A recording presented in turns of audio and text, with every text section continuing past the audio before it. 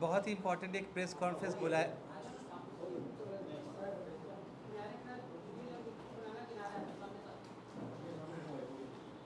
आज एक बहुत ही प्रेस कॉन्फ्रेंस हमारे ओएसी स्कूल की तरफ से बुलाया गया है, जिसमें आप मीडिया कर्मियों को स्पेशली बुलाया गया है कुछ बातें बताने के लिए।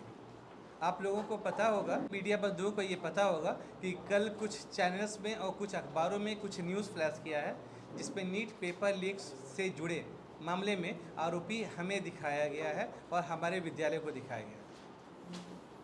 एक बहुत ही इम्पोर्टेंट बात बताने लायक ये है कि जैसा कि एसओपी होता है, स्टैंडर्ड ऑपरेटिंग प्रोसीड्यूर होता है, जैसा गाइडलाइंस होता है, हम लोग क्या करते हैं कि 5 तारीख को एज अ सिटी कोऑर्डिनेटर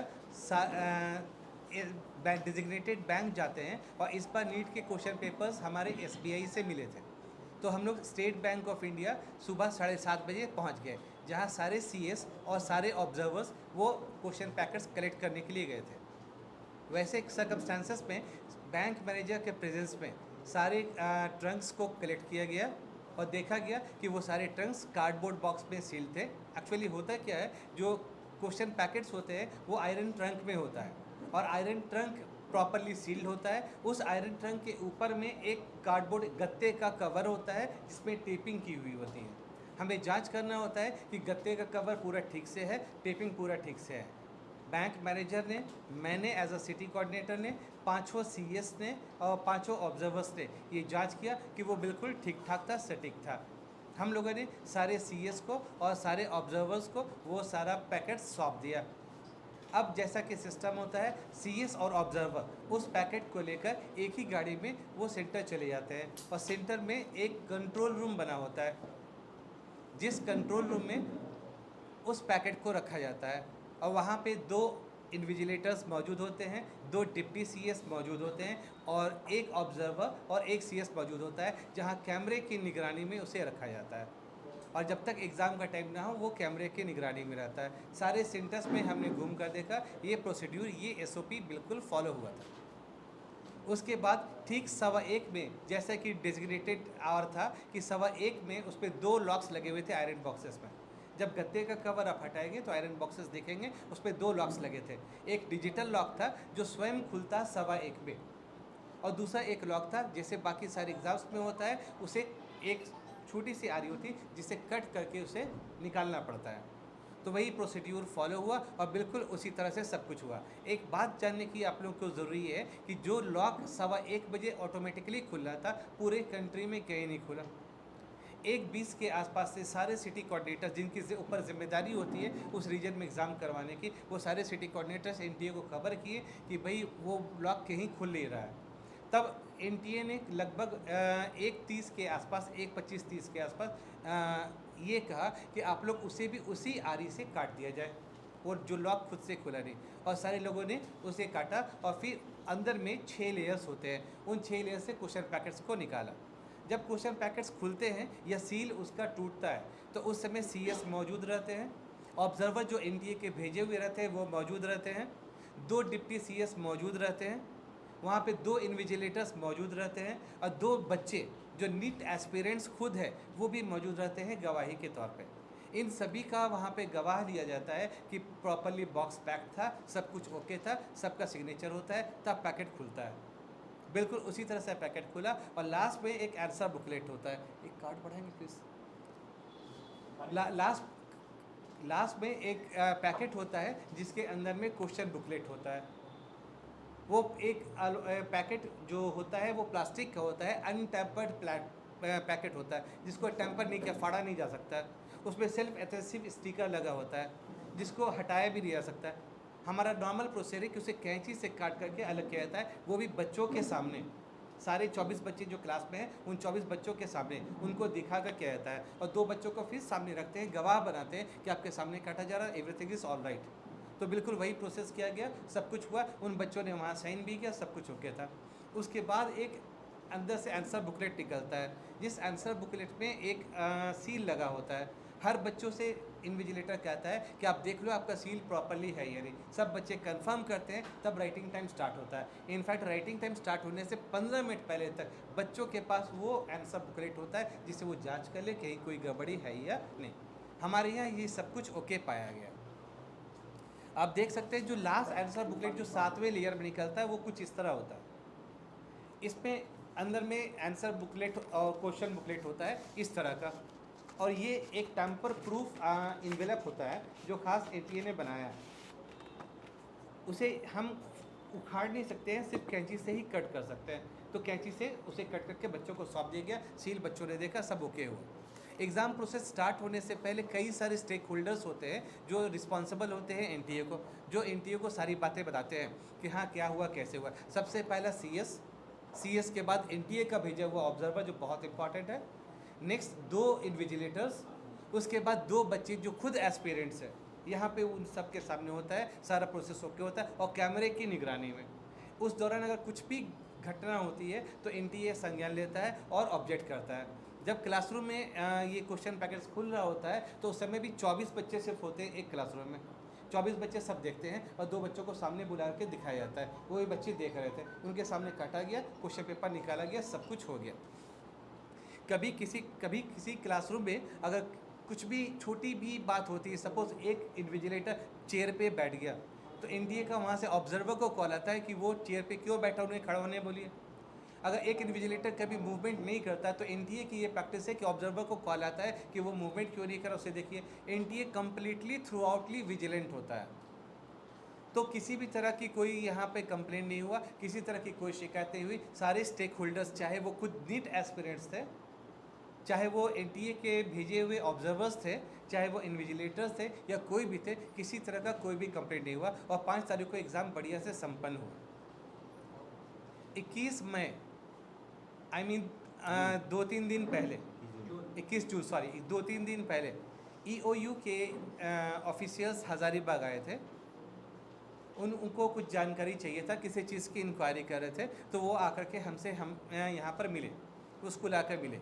उन्होंने कहा कि 4 तारीख को पटना में कुछ बुकलेट नंबर मिला था, एक बुकलेट मिला था जिनका उन्होंने नंबर बताया, जो बुकलेट हमारे विद्यालय का था। वो बुकलेट हमारे विद्यालय में किसी कैंडिडेट का था।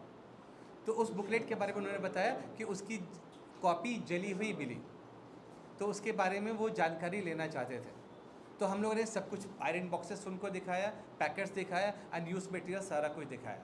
सब कुछ देखने के बाद उन्होंने बताया कि ये सपोज इन्वेलप है, तो ये इन्वेलप को बहुत बारीकी से देखा।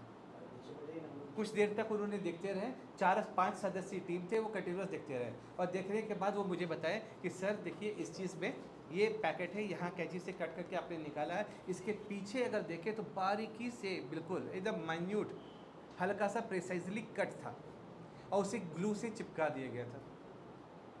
ठीक है, जो वहाँ पर एविडेंट दिख रहा था। उन्होंने कहा कि ये शक है कि इसके साथ कहीं छेड़छाड़ हुआ है। हम लोगों ने कहा कि सर ऐसा कुछ प्रतीत नहीं हो रहा। उन्होंने कहा कि बहुत बारीकी से अगर देखेंगे ये बातें आम आदमी को पता नहीं चलेगा, क्योंकि वो इन्वेस्टिगेटिंग एजेंसी वाले हैं। इस तरह की घटनाएं कई सारी वो लोग देख चुके हैं, तो इस तरह की बातें पहले भी उन्होंने कर रखा है। तो उन्होंने देखा कि जिसने भी किया वो हाईली स्किल्ड प्रोफेशनल थे। ये बहुत इंपॉर्टेंट बात है, हाईली स्किल्ड प्रोफेशनल थे जिन्होंने बहुत बारीक कट किया, उसको ग्लू से भी चिपका दिया। और ऑब्वियसली जब अगर कोई आम आदमी उसे नहीं देख पाया तो इतने सारे लोग यहाँ देख नहीं पाए। खैर ये तो मामला जांच का है, ये मामला अनुसंधान का है कि क्या मामला है, कैसे है।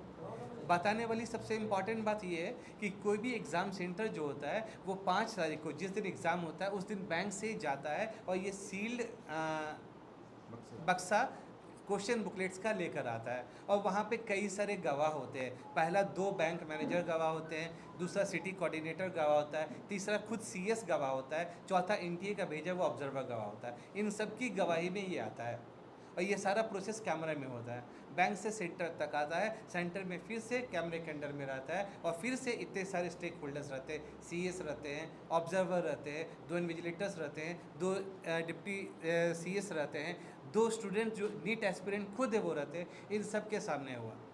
अब सवाल उठता है अगर कुछ गड़बड़ी भी हुई तो कहाँ हुई। तो ऑब्वियसली सब कुछ आप देख रहे हैं, इतने सारे स्टेक होल्डर्स के सामने गड़बड़ी स्कूल से कहीं होने की कोई चांसेस नहीं है। अब गड़बड़ी कहीं भी हुई है तो वो 5 तारीख से पहले हुई, और जैसा कि न्यूज़ में आ रहा है, जैसे कि खबरें मिल रही है कि 4 तारीख को पटना में क्वेश्चन अवेलेबल था। अगर 4 तारीख को पटना में क्वेश्चन अवेलेबल था तो वो एनटीए जाने, वो सर्विस प्रोवाइडर्स जाने, वो बाकी लोग जाने कि वहाँ अवेलेबल कैसे हुआ। हमारी जिम्मेदारी 5 तारीख को थी। हम 5 तारीख को सारे SOPs फॉलो करते हुए काम किए, पूरी ईमानदारी से काम किए। हमारे यहाँ एग्ज़ाम सेंटर कोई नया नहीं है, एनटीए में मैं कोई नया काम नहीं कर रहा हूँ, बहुत पहले से काम कर रहा हूँ। हज़ारीबाग के जितने लोग हैं ऑलमोस्ट सब हमें पहचानते हैं और सब जानते हैं कि काम कैसे होता है। तो ऑब्वियसली आज तक कभी ज़िंदगी में कोई शिकायत नहीं आई। अब जिस दौरान इंक्वायरी हुई ना हमें कोई सम्मन मिला, ना एनटीए से कोई क्वेश्चनिंग हुई, ना कहीं कुछ हुआ। यकीन मानिए अगर हमारी तरफ से गड़बड़ी होता तो हम लोग को सम्मन मिलता। 5 तारीख की एग्ज़ाम हुई, 5 तारीख को ही एनटीए इतना विजिलेंट रहता है कि वो कहीं ना कहीं इस बात को पकड़ता। इतने सारे स्टेक होल्डर्स होते, वो कहीं ना कहीं इन बातों को पकड़ते। ऑब्वियसली कहने का बात यही कि यहाँ से कहीं कोई गड़बड़ी नहीं हुई। अब अगर बात आती है गड़बड़ी हुई तो कहाँ से हुई। जब EOU की ऑफिसर्स आए थे तो उनके साथ 4 ऑफिसर्स थे, एक लोसिंगना थाना प्रभारी थे, और साथ में मैं भी गया था कई सारे जगह जहाँ जांच हुई थी। उनमें सबसे पहले हम लोग बैंक गए, SBI जुल्लू पार्क ब्रांच, जहाँ से हमने क्वेश्चन रिसीव किया था। EOU ऑफिसर्स ने जैसे कहा कि नीट का क्वेश्चन पेपर आपसे रिसीव हुआ तो आपसे कुछ जानकारी चाहिए, तो वहाँ के जो मैनेजर थे, जो कस्टोडियन थे, उन्होंने कहा नहीं हमारे यहाँ से क्वेश्चंस रिसीव हुए ही नहीं। मैं साथ में मौजूद था टीम के, मैंने कहा नहीं क्वेश्चंस यहीं से रिसीव हुए हैं, शायद आप हड़बड़ा रहे हैं। तो उन्होंने कहा यहाँ से रिसीव नहीं हुए। EOU के ऑफिसर्स ने कोई बात नहीं, जनरली 2 बैंक्स पे क्वेश्चन आते, चलिए दूसरे बैंक चलते हैं। हम लोग कैनरा बैंक साथ में गए। उस समय 4 EOU के ऑफिसर्स थे, ठीक है, और एक लोसिंगना थाना प्रभारी भी थे, और साथ में हम भी थे। हम लोग कैनरा बैंक गए, वहाँ के मैनेजर ने कहा नहीं यहाँ तो क्वेश्चंस आए थे लेकिन यहाँ से रिसीव नहीं होना था, वो रिसीव SBI से होना था।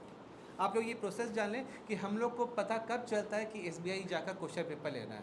जनरली रात के 1 बजे 2 बजे हम लोग को मेल आता है। हम लोग अर्ली मॉर्निंग सुबह सो कर उठते हैं और देखते हैं कि NTA से मेल आया, इस 2 बैंक में हम लोग को पता रहता है क्वेश्चन आए, इस बैंक हमें जाना है, और सब लोगों को इन्फॉर्म करते हैं, सारे लोग वहाँ पहुँचते हैं। तो हम लोग को बैंक के बारे में भी जानकारी पहले सुबह मिलती है।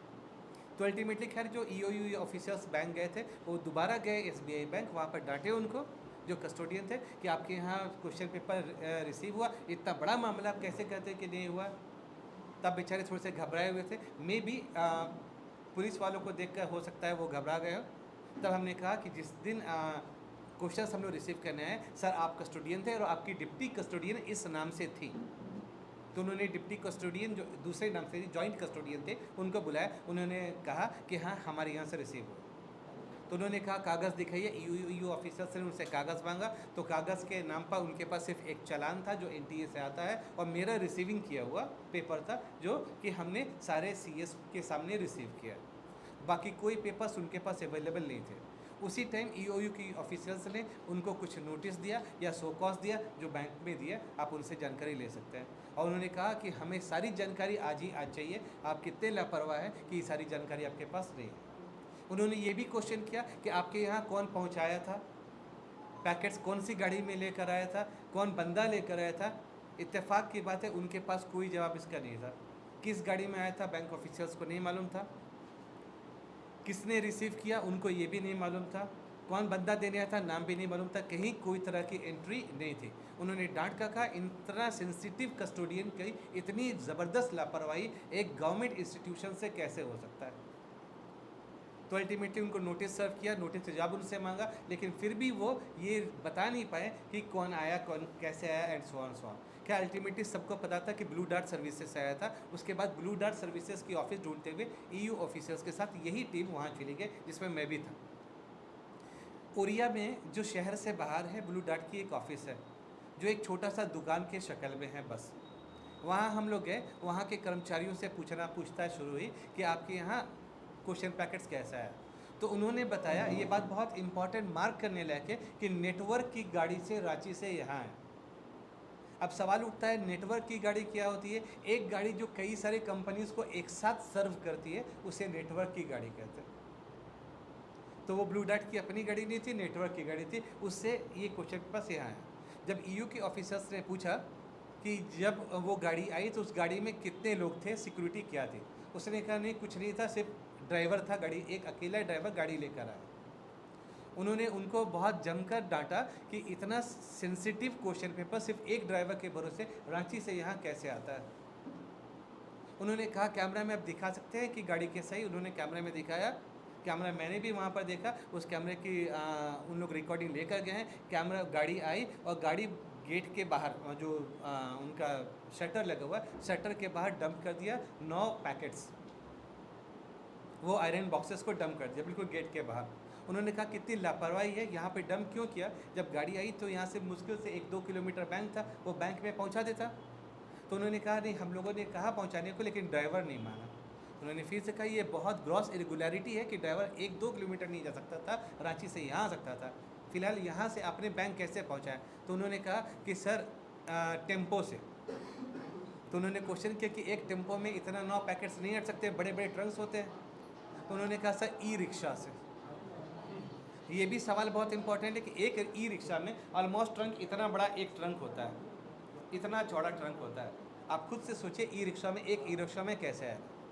तो खैर उन्होंने कहा ई रिक्शा से हमने बैंक पहुंचाया। उन्होंने कहा रिसीविंग दिखाइए, तो रिसीविंग बिल्कुल वहाँ पर मौजूद था, वही कस्टडियन जो कुछ डॉक्यूमेंट दे नहीं पा रहे थे उनका सिग्नेचर था रिसीविंग में। उन्होंने दोबारा कस्टडियन को डांटा, आपके पास कोई पेपर नहीं है, जबकि रिसीव आपने ही किया था। तो खैर मैं किसी पर आरोप नहीं लगा रहा हूँ, हो सकता है वो डर गए हो सकता है वो घबरा गए हो। घबराहट हम में भी बहुत हो गई थी जब कई सारा न्यूज़ चल रहा था, तो किसी पे कोई आरोप नहीं है। लेकिन यहाँ पर जो EOU के ऑफिशियल्स थे और जो भी लुसिना थाना प्रभारी थे, इवन हम भी मौजूद थे, अगर देखा जाए तो पहली शक की सुई ट्रांसपोर्टर पे होती है कि किस तरह से गैर जिम्मेदार तरीके से नेटवर्क की गाड़ी यूज़ किया गया। सिर्फ एक ड्राइवर लेके क्वेश्चन पैकेट्स को यहाँ आता है और किस तरह से किसी कॉमन से सामान की तरह डंप कर देता है वहाँ पे उसके गेट के सामने।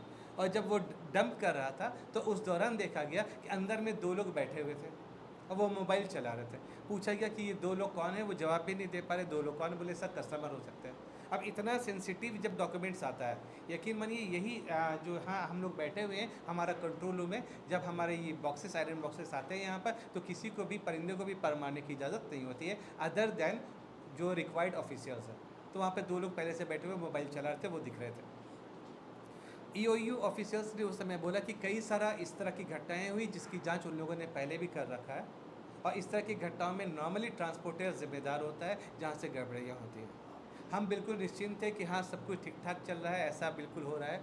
कल अचानक कुछ अखबारों में और कुछ न्यूज़ चैनल्स में, जो ऑब्वियसली हज़ारीबाग से मोस्टली बाहर है, जो इनको यहाँ के बारे में कोई जानकारी नहीं, कुछ पे नाम हमारे स्कूल का आया, कुछ पे नाम हमारा भी आ गया। बहुत बुरा लगा सुनकर। कुछ लोगों ने डायरेक्ट हमें आरोपी बना दिया, कुछ लोगों ने इंस्टीट्यूशन को आरोपी बना दिया। बहुत ही बुरा लगा। ऐसा प्रतीत होता था जैसे कि हमारा कैरेक्टर एसोसिनेशन हो रहा है। जिस तरह किसी इंसान का कत्ल होता है उस तरह एक इंसान का इमेज का कत्ल होता है, ऑलमोस्ट वैसा हो रहा था, बिना कुछ पूछे हुए। किसी ने मुझसे कुछ पूछा भी नहीं, किसी ने कुछ बात जांचा नहीं, किसी ने कहीं कुछ देखा नहीं। अगर यहाँ से कुछ गड़बड़ी होता, यकीन मानिए 5 तारीख को एग्ज़ाम हुआ, 5 तारीख को हमें समन आता, 6 तारीख को आता, 7 तारीख को आता, 8 तारीख को आता। जिस दिन EOU ऑफिशियल्स आए थे वो जहाँ जहाँ जाते थे वहाँ अरेस्टिंग भी हुई। आपको मालूम है बहुत सारी, हम लोग पे कोई भी समन नहीं आया है, और जो जाँच के दायरे में आ रहा है ट्रांसपोर्टेशन सर्विसेज सारी। हम आप लोगों से हाथ जोड़कर रिक्वेस्ट करते हैं, अगर आप लोग सही मायनों में अगर जांच करेंगे, सिर्फ ट्रांसपोर्टेशन सर्विसेज के ऑफिशियल्स की जांच करेंगे, ट्रांसपोर्टेशन मेथोडोलॉजी की जांच करेंगे, सारा सच सामने आ जाएगा। इवन ट्रांसपोर्टेशन ऑफिसर्स की और ट्रांसपोर्टेशन कंपनी की जांच करने EOU की टीम रांची भी गई थी। उनके MD शायद वहाँ मुलाकात नहीं हो पाई है, जिनकी खोजबीन कंटिन्यूसली चल रही है। सारा मामला साफ साफ क्लियर है, सारा कुछ साफ साफ क्लियर है। लापरवाही कहीं न कहीं हुई है, गड़बड़ी कहीं न कहीं हुई है। मैं आश्वस्त करता हूँ कि यहाँ से कुछ नहीं हुआ है। हाँ, जहाँ से हुआ है जांच किया जाए और जांच करके दोषियों को कड़ी से कड़ी सज़ा दी जाए। और एक रिक्वेस्ट आप सारे पत्रकार बंधुओं के माध्यम से करना चाहता हूँ कि पत्रकार जो होते हैं वो डेमोक्रेसी के चौथे स्तंभ होते हैं। बहुत बड़ी जिम्मेदारी होती है पत्रकारों की, बहुत बड़ी जिम्मेदारी होती है मीडिया की। आप चाहें तो किसी की सच्चाई को की लड़ाई में उसका साथ दे के सच्चाई को सामने ला सकते हैं आप, और कोई पत्रकार चाहे तो अपनी डेस्क पर बैठा हुआ मनगढ़ंत कहानी बना ले, किसी से कुछ सुनी सुनाई बात सुन ले और सुनकर किसी का कैरेक्टर एसोसिनेशन कर ले। पत्रकारिता जगत से एक मेरा आह्वान है कि प्लीज़ किसी का भी कैरेक्टर एसोसिनेशन ना करें। कुछ भी मामला हो उसकी जानकारी लें, कुछ भी मामला हो उसको देखें और इस तरह से सही न्यूज़ को फ्लैश करें। Thank you all, thank you very much.